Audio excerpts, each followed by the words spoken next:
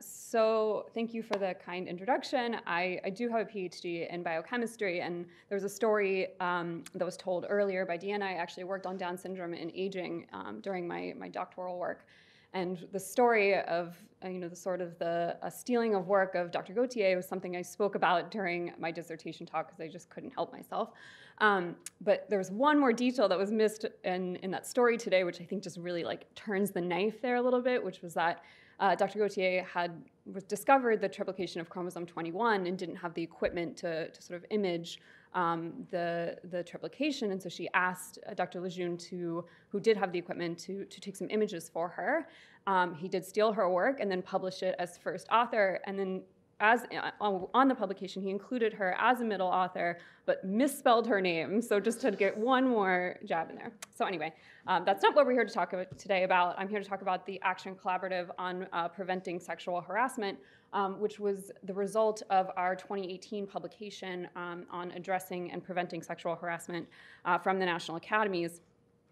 So this was the work. I work with a committee on women in science, engineering, and medicine at the National Academies, and so it is our mission and goal to advance women in STEM fields. And so it was really thanks to the work of Rita Caldwell, who I don't see her here today, but was here with us yesterday, the president of the Rosalind Franklin Society, that this mission ever really got off the ground. So we started this work on sexual harassment well before the Me Too movement broke, largely thanks to Dr. Caldwell herself for really championing this and going around to funders and saying this is really important, we need to be doing work on this. And this started our work on sexual harassment. It was in the middle of writing our report that the Me Too movement broke, and so sort of gave a large amount of momentum to an already highly anticipated report, and has allowed us really to get the word out now and really take action now with our Action Collaborative since the report's launch. So a special thanks to Dr. Caldwell for her leadership on this issue. So just a little bit about the National Academies. We're a nonprofit, nonpartisan, nonpolitical. We're supposed to provide independent, unbiased advice to the nation in times of need, no pressure. And so to do our work, to carry out our work, we convene a committee of experts on a specific topic. So when we started working on the issue of sexual harassment, we convened a committee of leaders who are experts on this topic to help us write, and they wrote a consensus report. And so the agreement is that they all have to come to consensus in order to write this report, agree on recommendations, agree on the findings and the report, and then hopefully, which they have, help us get the word out following the publication of the report. All of our reports go through a thorough review process, so we really like to think of this as sort of the gold standard of publications. So while I'm here to talk to you today about the Action Collaborative, I can't really talk about that without talking about our report, which came out in 2018, because this is really the direct action of trying to make the report's recommendations a reality. And so just some key findings from our 2018 report. There is extensive sexual harassment in science, engineering, and medicine. As we just talked about, the rates in medicine are particularly high. Women faculty and staff report about 50% experience harassment, and about 20 to 50% of any sort of college or university reports experiencing sexual harassment. Gender harassment is the most common form of sexual harassment, and I'll go over that on my next slide, a bit of what gender harassment means. Sexual harassment undermines research integrity, and this was a finding from a previous National Academies report on fostering integrity of research. It reduces the talent pool and harms both targets and bystanders. So sexual harassment is not only harmful to those who experience it, but those who are in the ambient environment and witness to it. And this is results in a costly loss of talent for the STEM fields. Legal compliance is necessary but not sufficient to reduce harassment. So if we are going solely by legal compliance, it's sort of the floor, it's necessary. But if all you're doing is abiding by what the legal system says, then you're probably not doing enough, and it's certainly not enough to prevent sexual harassment. And lastly, changing climate and culture can prevent and effectively address sexual harassment, which I'll go into a little bit later as well. So this is, yesterday I had a talk, I think it was Rachel who mentioned when I met her, said, oh, you're here from the National Academy, so you must be bringing the iceberg image. So this is our infamous iceberg image, which I hope many of you have seen. If not, I'm going to go over it a bit. Following the social science and legal research on this, we found that sexual harassment is a form of discrimination that consists of three types of behavior. The first being sexual coercion, next unwanted sexual attention, and lastly gender harassment. So to convey the information about these three types of harassment, you can sort of envision this as an iceberg, which we've done here, which the waterline can denote public consciousness. So everything we see above the waterline sort of is what the public consciousness thinks of typically as sexual harassment. Everything below the waterline sort of gets left out of the broader conversation on sexual harassment, but is very much part of sexual harassment. So at the top of the iceberg, most readily recognizable to the public, is sexual coercion. This refers to implicit or explicit attempts to make conditions of employment or education contingent upon sexual cooperation. So this is a sort of prototypical sleep with me or you're fired kind of behavior. And so it's the first thing that usually comes to mind when we think about sexual harassment, but it's also the rarest form of sexual harassment. And so below that, that is just above and below the waterline, is unwanted sexual attention. And so this is sexual advances that are unwelcome, unreciprocated, and unpleasant to the target. So things like kissing, hugging, stroking, relentless pressure for dates, or sexual behavior despite discouragement. And this form of sexual harassment can and sometimes does include assault. So this can be both a civil rights violation and also a crime. And lastly, most of the time, sexual harassment comes in the form of a put down rather than a come on. And so unlike the first two forms, sexual coercion and sexual attention, gender harassment is verbal and visual conduct that conveys hostility, objectification, exclusion, or second-class status about members of one gender. So these are common things like women aren't cut out to be surgeons, or girls don't belong in engineering. So things that sort of indicate that women don't belong in this space. And it also refers to degrading images or words that are in an ambient environment. One famous example that we heard about in the writing of the report was a faculty member who put up images of naked women in his slide deck as if that was appropriate, and that is an example of gender harassment. So these gender harassment in this image is conveyed under the water because most people don't realize that it is actually a form of sexual harassment.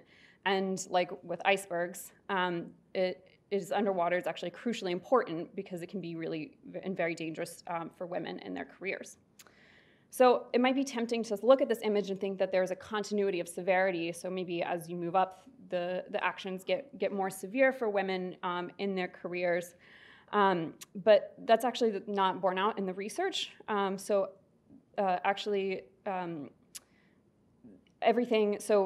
Several acts of gender harassment that can cause as severe professional and psychological damage as a single isolated incidence of sexual coercion.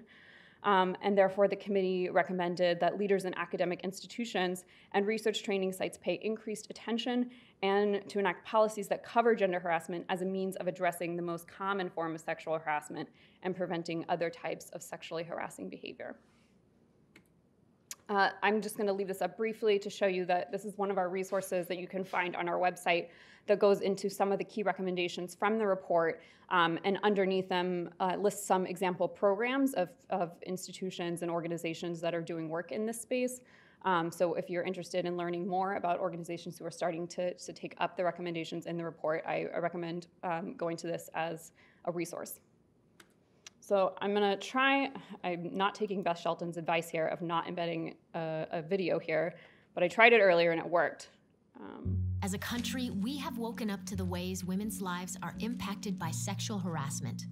The time has come to focus on academic institutions, especially in male-dominated fields like science, engineering, and medicine. Together, we can do better by creating a climate that discourages all forms of sexual harassment, including sexual coercion, unwanted sexual attention, and gender harassment. Research shows that we must do more than attend occasional training sessions and review vague policies and procedures. Here is what we need to do. 1. Integrate values into the system.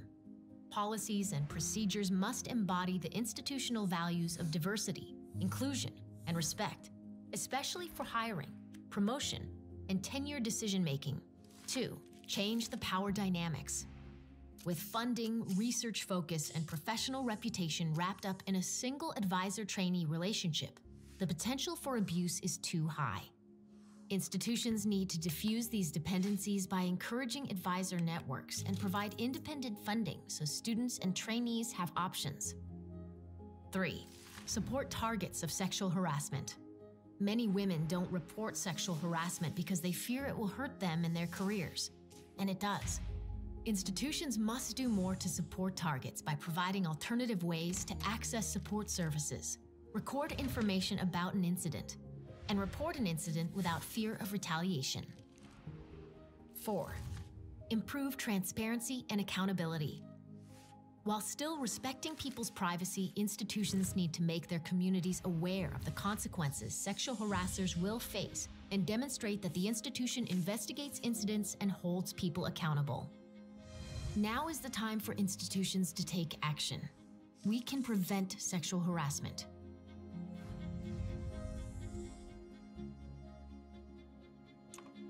So that is about 2-minute overview of a 300-page report. So there's nowhere near everything covered in the report in that video. I highly encourage you, if you can, to read the report or read some of the materials that were produced from the report. What does this strange-looking tomato have to do with arthritis? Everything, according to a new... Don't need to learn about tomatoes right now. Okay, back on track. Okay, so there are, I've now given somewhat of an overview of the sexual harassment report, but there were 2 recommendations from the report that I think are really key to understanding our work in forming the Action Collaborative and our work moving forward with that group. So the first, I don't know why it is coming up backwards, but we'll go bottom up, sure, is to move beyond legal compliance and to address culture and climate. And the second is to make the entire academic community responsible for reducing and preventing sexual harassment. So our report calls for changes to both organizational climate and to organizational culture, and particularly points out that it is an organizational climate that is by far the greatest predictor of sexual harassment. And so while we were writing the report, I think we had a couple of discussions. We had several social science researchers on the committee who this seemed like an obvious point, that obviously culture and climate both needed to improve. I, perhaps like many of you, did not know the difference between an organization's climate and culture. And so the research reveals that an organizational culture are the values and mission statements and codes of conduct, and they are the things that we say we ascribe to. But the climate is how the community lives and experiences those values on a day-to-day basis. So an example from academia, so our academic culture says that we value equally research, service, and teaching. But I'm sure many of you know that that's probably not the case, and that really it's research that takes up a majority of the time and something that institutions care primarily about. And so when it comes to sexual harassment, our culture and our institutional policies say that we don't tolerate sexual harassment, but people actually experience an environment in which sexual harassment is tolerated, in part because the institutional systems and processes we have are not working as they should. I'd say another good example of this, just referring to some of the earlier talks, was Beth's talk when she talked about her culture and how these were really things, what people say is what your culture is. And really I'd say that what people say their experience is really your climate, but what she's displaying is a good example of when culture and climate are equally aligned. And that's what we should be aiming to achieve, is to have our cultures and our climates both functioning in tandem. So these 2 recommendations led the National Academies to figure out how we could help bring institutions together to support and facilitate collaborative conversations amongst many levels in the academic community for the purpose of implementing the report's recommendations and identifying, sharing, and developing innovative, promising, and evidence-based approaches for changing the climate and the culture in our institutions. So encouragingly, following the release of the report, committee members, colleagues, and myself have traveled across the country to talk about the findings and recommendations of our report. And one thing that I can say with great enthusiasm is that institutions were really eager to learn more about the report and to take up some of the recommendations. So there were often days when we would go for a 2-day event, meet with leaders in higher education, meet with deans, with provosts, with presidents to talk about how they can implement the findings and recommendations from the report. And we noticed there was such enthusiasm amongst institutions for taking up this work that we decided to form an action collaborative on preventing sexual harassment in higher education in April of this year. So an action collaborative is a coalition of the willing that comes together to work collaboratively on a system-wide problem and to identify and develop new and innovative solutions. The role of the academies is to provide a forum for members of the collaborative and key stakeholders to convene and to carry out this work. In the case of this action collaborative, our role is to provide a space for those concerned about preventing sexual harassment to exchange information, to exchange ideas, strategies, and other tactics. Ultimately, it is the purpose of this action collaborative to identify, develop, and implement approaches that can prevent and better address sexual harassment and other abuse and support people who experience those abuses. It is important to note that while our 2018 report was limited to focus on sexual harassment of women, the Action Collaborative is addressing sexual harassment experienced by all people in higher education, and this was a result of a finding both from the report and from an event we held in November of last year that sexual and gender minorities experience more sexual harassment than their peers, and so to be inclusive of this population, we must focus beyond women. So the main goals of our Action Collaborative is first to raise awareness about sexual harassment, its consequences, and preventing it. The second is to share and elevate evidence-based policies and strategies for reducing and preventing sexual harassment. The third is to contribute to setting a research agenda and to gather and apply research results across a group of institutions. And fourth is to develop a standard for measuring progress towards reducing and preventing sexual harassment in higher education. So we have our work cut out for us, clearly. So our work at the Action Collaborative is guided by two groups. We have our leadership group, which provides overall guidance and direction for the Action Collaborative. And so these are mainly leaders from the higher education community and people who are deeply engaged with the National Academy's work, usually not members of the National Academies. And then our advisory committee, which is we're so deeply grateful to this advisory committee. They provide advice and make sure that our work is grounded in research, is inclusive of diverse voices, and is reflecting the experiences of victims, and that our work is consistent with the findings and recommendations in the National Academy's report. Many of the people who served on the study committee are members of our advisory committee, and so we are deeply grateful to both of these groups for their work and helping us achieve our goals. So the National Academies we've set out to do our work by breaking it up into 4 different working groups, and we will approach this from a preventative approach, and we'll also take into account several cross-cutting topics, and these include taking into account the experiences of those with intersecting identities. So, for example, the fact that the experience of sexual harassment may likely include other types of harassment, and that solutions for white women may differ than solutions for women of color.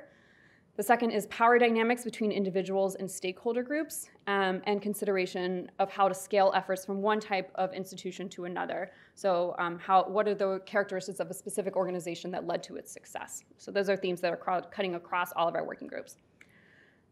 So there are 4 working groups. The first, which is my job within the Action Collaborative, is to lead the prevention working group.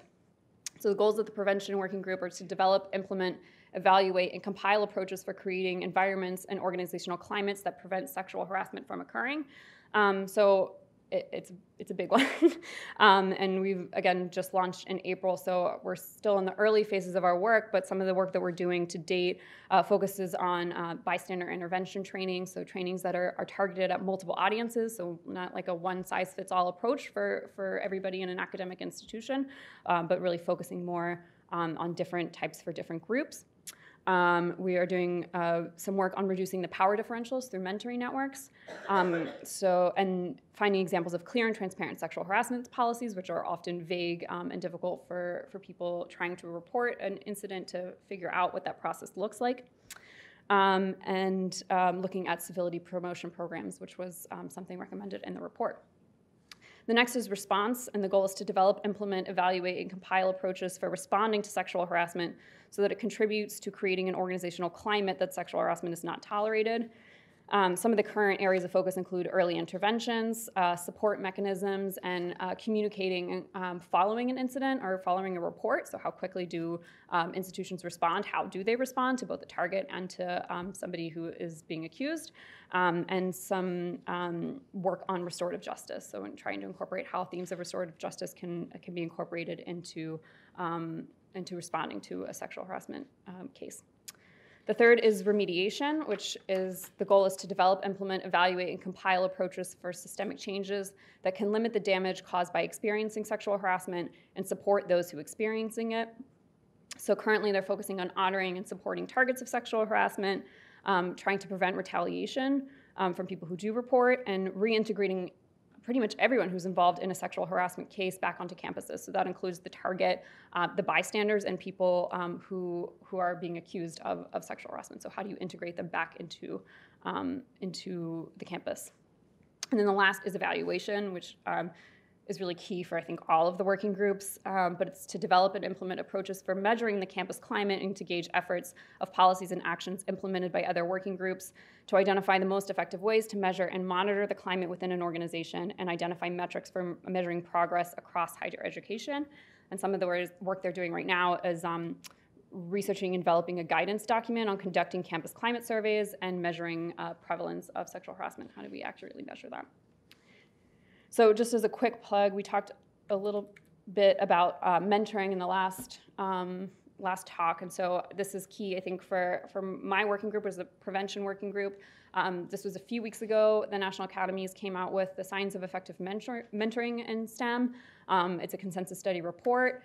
You can find out more information here if you're interested, but it's a really great resource for people, both mentees, mentors, and ways thinking about how do we explore alternative mentoring networks and alternative ways to the current approach to mentorship. How do we have culturally inclusive mentoring? So thinking about mentoring people from different identities than your own, and spreading the responsibility of mentoring across sort of everybody in an institution.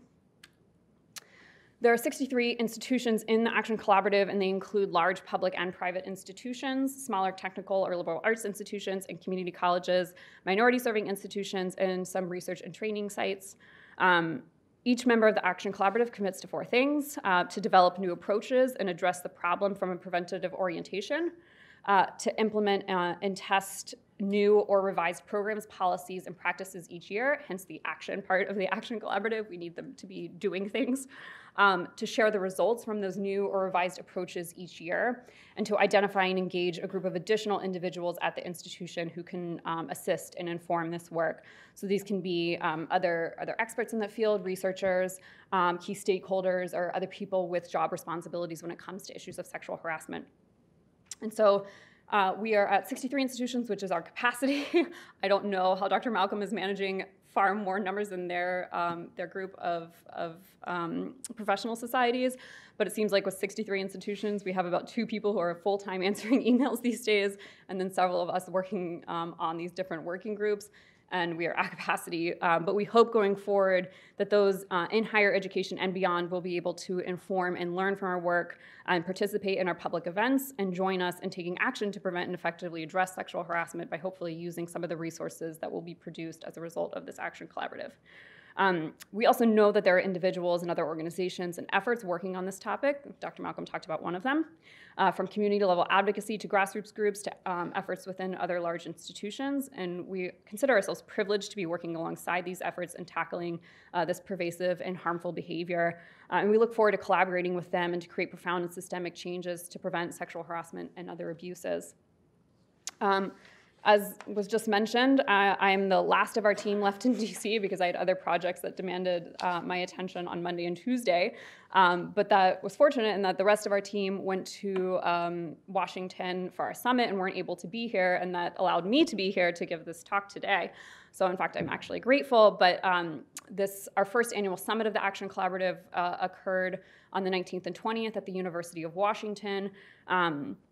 And so this will be an annual event that we'll hold. It's a large public summit to share information about the Action Collaborative's work and for experts and stakeholders to inform and influence the work of the Action Collaborative.